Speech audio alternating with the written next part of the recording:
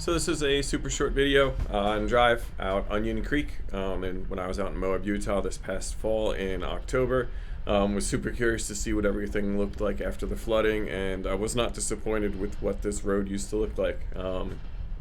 You can see how much grading they've had to do in spots where they dug out the sides of the road and where the water really came through and eroded a lot of the stream crossings. Otherwise, I hope you enjoy the beautiful scenery, and we'll catch you in the next video.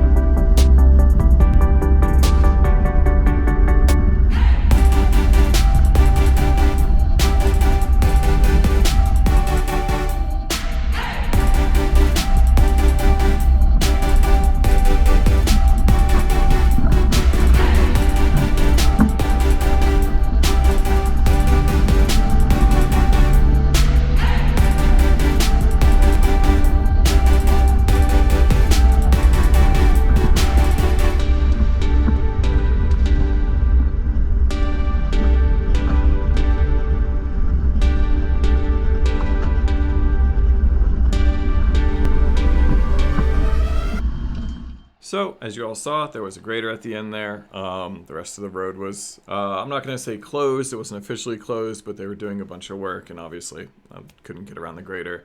Didn't want to mess with his repair work. So, turn around. Currently driving back to Moab. That is the Colorado River on my right. Up to the left along that rim, I believe a bit farther along here is where the mountain bike trail Porcupine Rim runs along. That does eventually duck underneath this road in a tunnel, and you finish at a parking lot super close to Moab. So yeah, next video will be chicken corners, more flood damage on that. Not nearly as crazy as Onion Creek, but still some to see. Got a super big wheel lift and was able to actually mess around with the lockers a bit. So I hope you all enjoyed the video. We'll catch you on the next one.